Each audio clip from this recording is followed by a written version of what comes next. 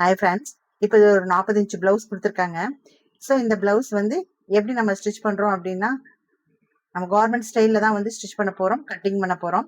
So skip பண்ணாமல் பாருங்கள், இந்த வீடியோவை தெளிவாக புரியும். ஒரு டைம் பார்த்தீங்கனாலும் நீங்களே கட் பண்ணி ஸ்டிச் பண்ணுற அளவுக்கு நான் உங்களுக்கு வந்து வீடியோ போட்டிருக்கேன்.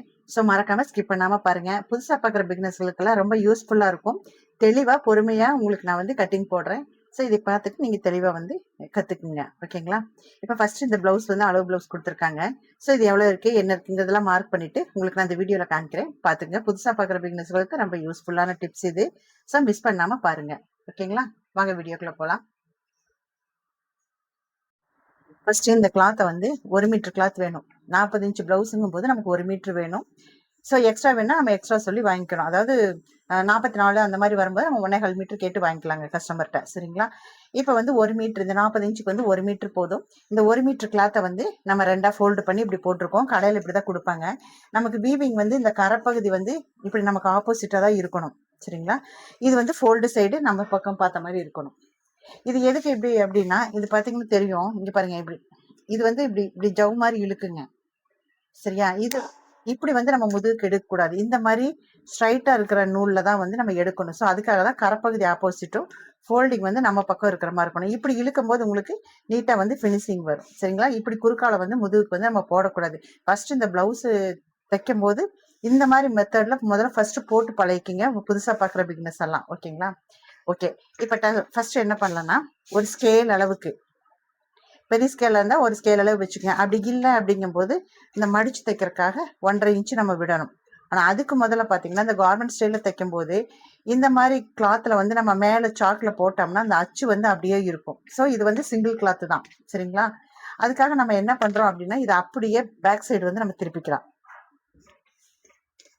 இப்படி பேக் சைடில் திருப்பி போடும்போது உங்களுக்கு இந்த அச்சு இந்த சைடு இருந்தாலும் உங்களுக்கு அவ்வளோவா ஒன்றும் தெரியாது. சரிங்களா?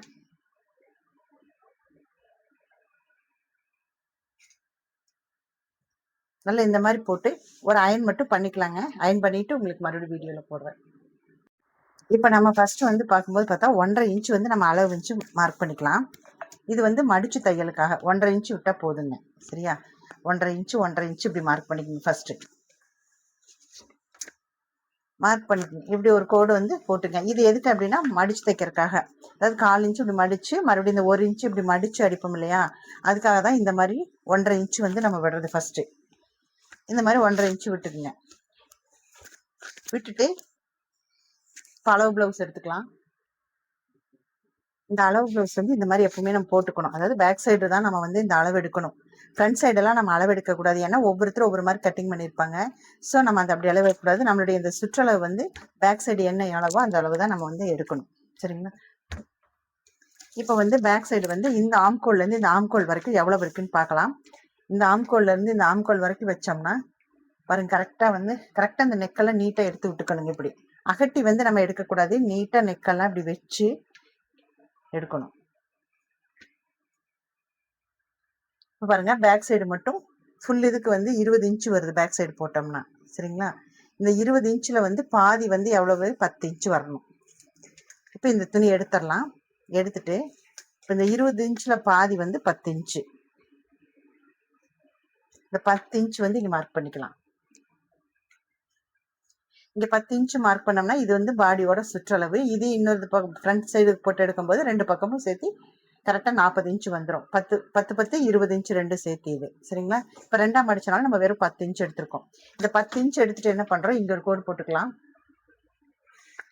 அதே மாதிரி இங்கே வந்து ஒரு ஸ்கேல் அளவு நம்ம கோடு போட்டோம்னா இதே ஸ்கேல் அளவு தான் ஸ்லீவுக்கும் போடணும், ஃப்ரண்ட்டுக்கும் போடணும். சரிங்களா? அப்போ தான் வந்து அந்த நாட் வந்து கரெக்டாக அந்த ஃபிட்டிங் வந்து ஸ்லீவ் ஸ்டிச் பண்ணும்போது பார்த்தீங்கன்னா ஸ்கொயர் சதுரமாக வரும் தெரியுங்களா, ப்ளஸ் மாதிரி. ஸோ அது வந்து கரெக்டான ஃபிட்டிங் ஆகும். ஒரு பக்கம் எக்ஸ்ட்ராவும் ஒரு பக்கம் கம்மியாகவும் நம்ம இந்த துணி கொடுத்தோம்னா நமக்கு அந்த என்ன சொல்கிறது, அந்த அளவு வந்து நமக்கே கன்ஃபியூஸ் ஆயிரும். ஸோ இங்கே என்ன அளவு கொடுக்குறோமோ அந்த அளவு தான் வந்து நம்ம ஸ்லீவுக்கும் நம்ம கொடுக்கணும். சரிங்களா? இப்போ நான் ஒரு அளவு வந்து பார்த்தீங்கன்னா இந்த ஸ்கேல் அளவு வந்து நான் கொடுக்குறேன். உங்களுக்கு ஸ்கேல் சின்னதாக இருக்குது அப்படின்னா நீங்கள் வந்து ஒரு 1.5 இன்ச் வந்து மார்க் பண்ணிக்கோங்க. எவ்வளோதான்.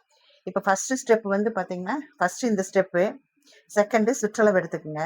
தேர்டு வந்து இதுலேருந்து இதனுடைய உயரம் மட்டும் எவ்வளோன்னு பார்த்துக்கலாம். நம்ம இந்த கிளாத் எடுத்துக்கலாம்.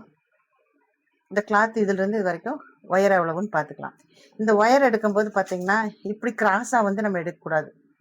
இந்த இடம் இருக்கு இல்லையா, அந்த நாட் சாரி இந்த டக்கு பிடிச்சிருக்காங்க இல்லையா, இந்த டக்கு பேக் டக் பிடிச்சிருக்காங்க, அந்த பேக் டக்கும் இந்த இடம் வச்சு இப்படிதான் ஸ்ட்ரைட்டா வந்து நம்ம பிடிக்கணுமே ஒழிஞ்சு இப்படி கிராஸா வந்து நம்ம பிடிச்சோம்னா எச்சாயிரும். ஸோ இந்த டக்கு எங்க பிடிச்சிருக்காங்களோ அந்த இடத்துல தான் நம்ம இப்படி பிடிக்கணும். அப்படி இல்லை அப்படின்னா இந்த ஷோல்டர் இருக்கு இல்லைங்களா, அந்த ஷோல்டரோட சென்டரு இப்படி பிடிச்சி ஸ்ட்ரைட்டா இப்படி பிடிச்சிங்கன்னா தான் என்னுடைய ஒயரை வந்து நமக்கு கரெக்டாக கிடைக்கும். இப்போ பார்த்தீங்கன்னா இந்த ஒயரை பாருங்க, இதுல இருந்து இப்படி வச்சுக்கலாம். வச்சுட்டு இந்த துணியை நீட்டாக, இது வந்து கொஞ்சம் ஃபுல் வயல் துணி தண்ணியில் போட்டு சுருங்கி இருக்கு. ஸோ இதை நீங்கள் என்ன பண்ணுறீங்க, நல்லா கொஞ்சம் நீட்டாக அயன் பண்ணி வச்சுக்கோங்க. ஃபர்ஸ்ட் அயன் பண்ணி வச்சிங்கன்னா தான் ஃபினிஷிங் நீட்டாக கிடைக்கும். இல்லைன்னா இது பிளைன் துணினால சுருங்கி இருக்கும். அப்புறம் ப்ளவுஸ் தைச்சு கொடுத்தோம்னா பத்தலைன்னு சொல்லிட்டு கஸ்டமர் நம்மகிட்ட தேடி வருவாங்க திரும்பி. இப்போ பாருங்க, இந்த இதுலேருந்து இது வரைக்கும் வச்சுட்டோம். இது பிளைன் ப்ளவுஸாக இருக்கிறதுனால வந்து நம்ம கரெக்டாக ரொம்ப ஜவ் மாதிரிலாம் இழுக்க வேண்டாம், நீட்டாக அயன் பண்ணி வச்சாலே போதும். இப்போ மேலே ஷோல்டருக்கு மேலே தையல் இருக்கு இல்லையா, அதுக்கு ஒரு கோடு போட்டுக்கலாம். அதாவது இந்த ஷோல்டர் கிட்ட ஒரு கோடு போட்டுக்கலாம். போட்டுட்டு மேலே வந்து ஒரு தையலுக்கு ஒரு கோடு போட்டுக்கலாம். சரிங்களா? இப்போ வந்து உயரத்தை வந்து நம்ம அளவெடுத்தாச்சு. ஸோ அந்த உயரத்துக்கு வந்து ஒரு கோடு போட்டுக்கலாம் ஃபர்ஸ்ட்.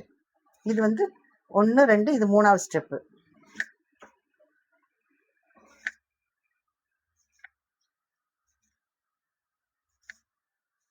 இப்போ போட்டாச்சு. இப்போ அடுத்து பார்த்தீங்கன்னா முதுகுடைய உயரம், இந்த உயரம் முதுகுடைய உயரம். இந்த முதுகோட உயரம் எப்படி எடுக்கிறீங்க அப்படின்னா, இந்த இடுப்பும் ரெண்டும் ஒன்று சேர்த்திக்குங்க. இப்படி ஒன்று சேர்த்திட்டு இந்த இடத்துல சென்டரில் என்ன வருதோ அதுதான் முதுகோட உயரம். இப்போ இந்த முதுகோட உயரம் பாருங்க எந்த இடத்துல எடுக்கிறோம் அப்படின்னு பாருங்க. இந்த கீழ இருந்து தையலுக்கு விட்டுருக்கோம் இல்லையா, இதுல இருந்து இது வரைக்கும் எவ்வளவு வருதோ அதை வந்து மார்க் பண்ணிக்கோங்க. அதுக்கு மேல ஒரு 1/4 இன்ச்சு வந்து தையலுக்காக விட்டாச்சு. சரிங்களா? இப்போ என்ன பண்றோம், இது ரெண்டையும் ஒரு கோடு போட்டுக்கலாம். இந்த தையலுக்கு விட்டுருக்கோம் இல்லைங்களா, இது வந்து மெயின், இங்க வந்து தையலுக்கு.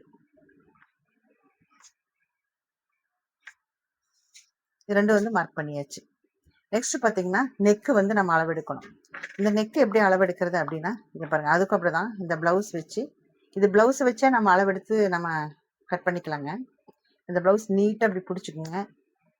பிடிச்சிட்டு ஷோல்டர்லாம் நீட்டா இந்த மாதிரி எடுத்து வச்சுக்கோங்க. உங்களுக்கு ரொம்ப கஷ்டமா இருந்தது அப்படின்னா பின் பண்ணிக்கங்க, குண்டூசி வச்சு பின் பண்ணிக்கங்க. இப்படி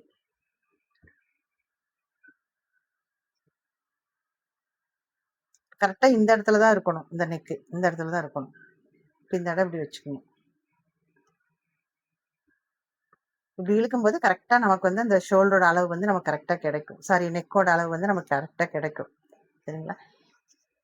இப்ப இந்த நெக்கு கிட்ட வந்து ஒரு மார்க்கு இப்படி வச்சுட்டு, நெக்கு கிட்ட ஒரு மார்க்கு, பக்கத்துல வந்து தையலுக்கு ஒரு மார்க் பண்றோம். இந்த வளைவு நம்ம எப்படி நம்ம மார்க் பண்ணணும் அப்படின்னா, இந்த உள் துணி இருக்கு இல்லையா, ஃப்ரண்ட் துணி அது இருக்குது. ஸோ அது டிஸ்டர்பா இருக்கு. ஸோ நீங்க என்ன பண்றீங்க அப்படின்னா, இது இப்படியே இருக்கட்டும். இது என்ன பண்றீங்கன்னா, இது இப்படி ஓப்பன் பண்ணிக்கங்க. இப்படி ஓப்பன் பண்ணிட்டீங்கன்னா இதுதான் சென்டர். பிளவுஸோட முதுகு இதுதான் சென்டர். இப்போ இந்த சைடு இப்படி ஓப்பன் பண்ணிக்கங்க, அந்த பக்கம் போட்டுருங்க.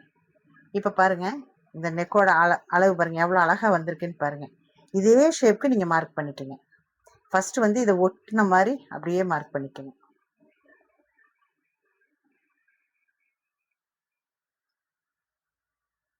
அதுக்கப்புறம் பார்த்தீங்கன்னா கொஞ்சம் தள்ளி தையலுக்காக உள்பக்கமா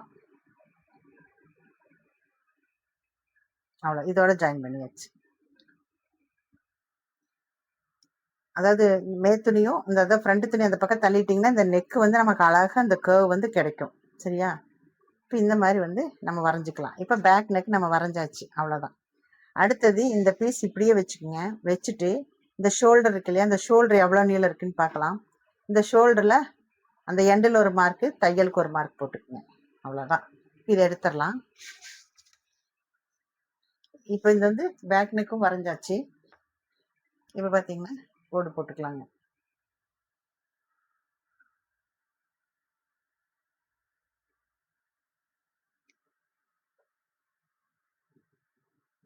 பாருங்க, இப்போ வந்து ஷோல்டரும் வந்து நம்ம எடுத்தாச்சு. அடுத்தது பார்த்தீங்கன்னா நெக்ஸ்ட் வந்து இடுப்போட உயரம் எடுத்தா தான் நமக்கு ஆம்கோல் கிடைக்கும். ஃபர்ஸ்ட் நம்ம ஆம்கோல் அளவு வந்து நம்மளால எடுக்க முடியாது. ஸோ ஃபர்ஸ்ட் வந்து இடுப்போட உயரத்தை வந்து நம்ம எடுத்துக்கலாம். இப்போ இந்த இடுப்போட உயரம்னா இது எவ்வளவுன்னு பார்க்கணும். அதாவது இந்த சைடு ஜாயிண்ட் இந்த சைட்ல இருந்து எவ்வளவு இருக்குன்னு பாருங்க. இந்த எண்டில் இருந்து இப்படி சும்மா மட்டமா வச்சா போதும், இழுக்க விழக்கூடாது. சும்மா நீட்டா இப்படி வச்சாலே போதுங்க. இங்க இருந்து பாத்தீங்கன்னா இந்த தையல் இங்க இருக்கு, அதுக்கு மேல ஒரு தையலுக்கு விடணும், அவ்வளவுதான். 2 மார்க் பண்ணியாச்சு. இப்போ இந்த ரெண்டையும் வந்து ஜாயின் பண்ணிக்கலாம், அவ்வளவுதான். இப்போ வரைஞ்சிங்கன்னா தான் உங்களுக்கு ஆம்கோல் வந்து கரெக்டாக கிடைக்கும். இவ்வளவுதான் பேக் ஃபினிஷிங். 1 2 3 4 4 கட்டம் போட்டிங்கனாலே உங்களுக்கு வந்து அழகான பேக் சைடு வந்து உங்களுக்கு கிடைச்சிரும். சரிங்களா? இப்போ வந்து நம்ம ஆம்கோல் வந்து வரைகிறோம். இந்த ஆம்கோல் எப்படி வரைகிறோம் அப்படின்னா, இந்த இதுலேருந்து இது வரைக்கும், இங்கேருந்து இது வரைக்கும் எவ்வளோ வருது? கரெக்டாக 6 இன்ச்சு வருது. இந்த 6 இன்ச்சில் பாதி வந்து அப்படியே மடிச்சுக்குங்க. மடிச்சுட்டா 3 இன்ச்சு இங்கே மார்க் பண்ணிக்கோங்க. 3 இன்ச்சுக்கு மார்க். அதே மாதிரி இங்கேருந்து இங்கே எவ்வளவுன்னு பாருங்கள், 4 இன்ச்சு வருது. 4 இன்ச்சில் பாதி 2 இன்ச்சு, அவ்வளோதான். இப்போ இந்த சென்டர் பாயிண்ட் இருக்குல்லையா, அந்த சென்டர் பாயிண்ட்டு 1.5 வச்சுக்குங்க. 1.5 வச்சுக்குங்க. இந்த 1.5க்கு மேலே வந்து நீங்கள் தையலுக்கு வந்து ஒரு தையல் அளவு மட்டும் மார்க் பண்ணிக்கோங்க, அவ்வளோதான். இப்போ இந்த 3ஐ வந்து நம்ம அப்படியே ஜாயின் பண்ணிக்கலாம், அவ்வளோதான். ஒரு சின்ன கர்வ் தான் வரும் இது. இப்போ இந்த இதை வந்து நம்ம அப்படியே கட் பண்ணி எடுத்துக்கலாங்க.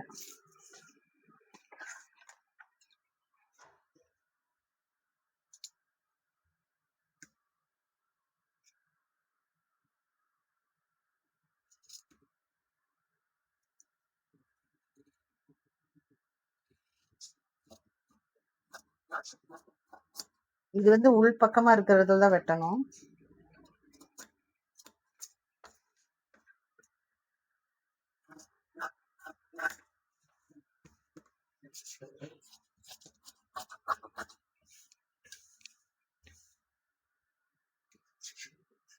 இது வந்து வெளிப்பக்கம் இருக்கிற இடத்துல இருந்து வெட்டணும்.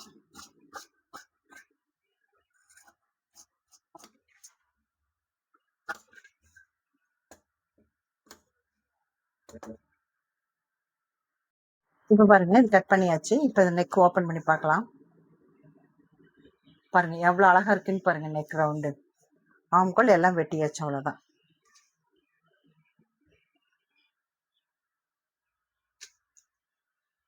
இப்போ இது பார்த்தீங்கன்னா கரெக்டாக நம்ம வந்து இந்த மடிச்சு தைக்கிறதுக்கு ஒரு அர்க்காட் போட்டுக்கலாம். அதே மாதிரி இந்த ஆம்கோல் கிட்ட வருது இல்லையா, இந்த இடத்துலையும் வந்து ஒரு அர்க்காட் போட்டுக்கலாங்க, அவ்வளோதான். இப்போ பேக் பீஸ் வந்து நம்ம கட் பண்ணியாச்சு. நெக்ஸ்ட் வந்து ஸ்லீவ் எடுக்கணும்.